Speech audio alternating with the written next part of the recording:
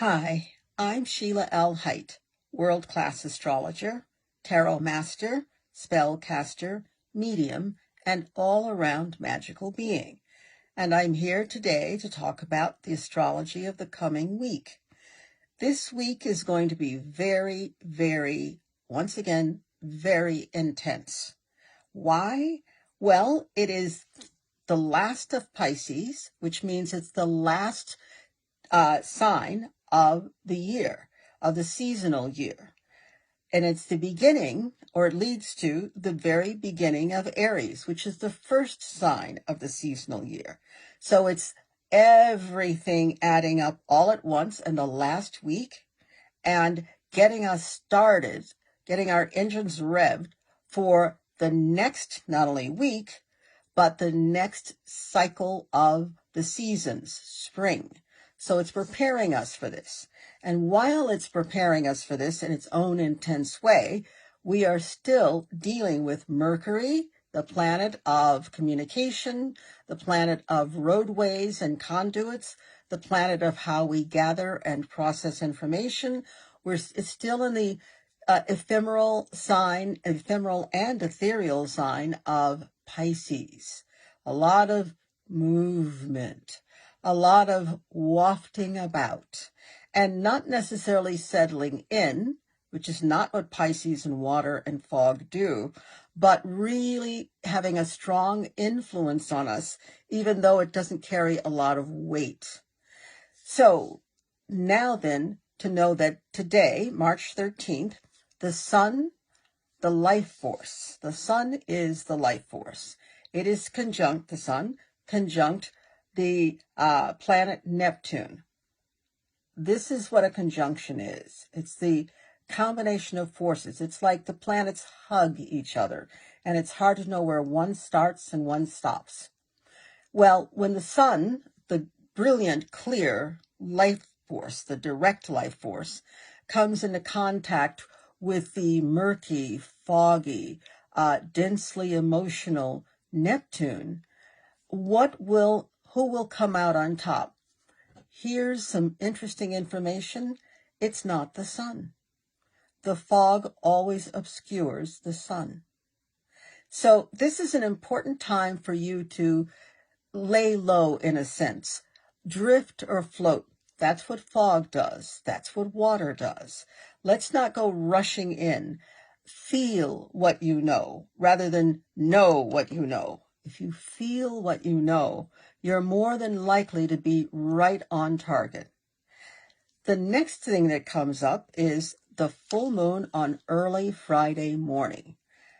Always look for the full moon and the new moon. Look for the effects. Look to feel and see and notice the effects 3 days before the exact full moon or new moon, and 3 days after that exact full moon or new moon. So what that means is for 3 days before the full or the new moon, the energy builds. And then it hits that full moon or new moon, and then it begins to release for 3 days. And this is going to be an intensely intense one. One, all full moons are intensely intense. Two, as I said before, this is the last one of the seasonal year. So it's got a lot of wallop that it's packing. And the configuration, the energy configuration in the cosmos with the full moon in Virgo over here opposing the sun in Pisces, and with so many planets gathered in Capricorn, Aquarius, and Pisces, 9 of them, in fact, what we have is, not 9 of them, 8 of them, because we have 1 in Taurus, but 8 of them are gathered all together. And even that, the 1 in Taurus is close enough to be a part of this group of, now we can call it 9. And it's opposing, or it certainly looks to the eye to be opposing, that full moon in Virgo. We call that configuration in astrology a bucket chart. And the full moon then represents, that full moon in Virgo represents a handle.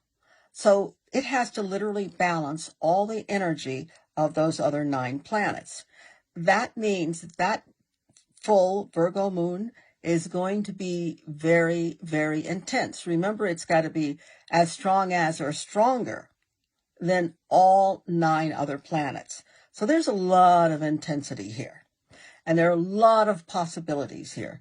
This is a time to meditate. It's a time to focus inward.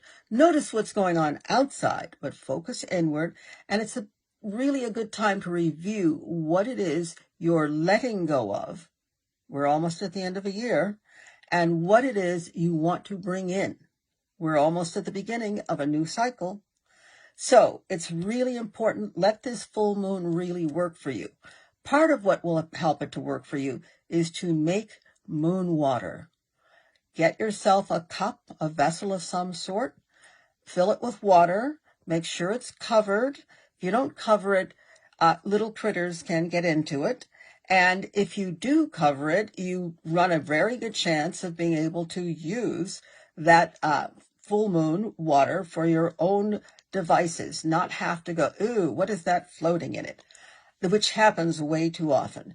If you have a great living space and you can put the full moon water or the moon water outside so that it gathers the energy of the full moon, great. If you don't, a windowsill will do, or inside. Some people have asked me, well, my window it can't really get the moon's energies directly. Will that make a difference? And the answer is no, it won't. Set it near a window. Set it near an opening. It will get that energy. Afterwards, after 3 days past the full moon, you can use it. You can drink it. You can pour some in bath water. You can pour some in cooking water. You can water plants with it. It's very empowered. It's empowered by the rays and the energies of the configuration it's in. It's the full moon, and also it's that powerful handle on the bucket full moon.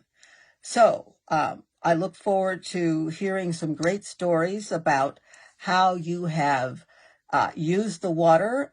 It's always amazing to me how people really listen to the intuitive energy of the moon and the intuitive information and the amazing things they do with it and the results they have. And then on Saturday, the 19th, we have Venus, the planet of balance, beauty, women, values, healing.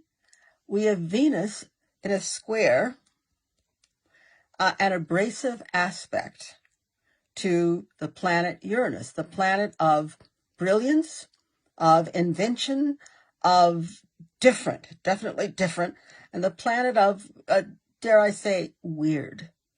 So Venus, Uranus, an abrasive relationship. But what will smooth that out? What will lubricate that friction so that they can cooperate? Finding out what each values. What does Venus value about itself? So you must ask yourself before you have a relationship meltdown, before you lose money by investing it in something that you haven't thoroughly checked out, before you believe something and you know you really need to check it out, but you're afraid to find out the truth. That would be Venus square Uranus. Before you do that, stop, take a deep breath, and see, feel, sense what is so for you. Because in that case, the brilliance of Uranus and the balance and evenness of Venus can come together and support each other. So you don't want to lose anything. You want to understand what's going on in your life, and you want to gain something of value. And all of that is happening this week. So I encourage you to make a little ritual for the end of the year and for the bringing in of the beginning of the new year, starting with Aries, which will start next Sunday on the 20th, and we will talk about that then.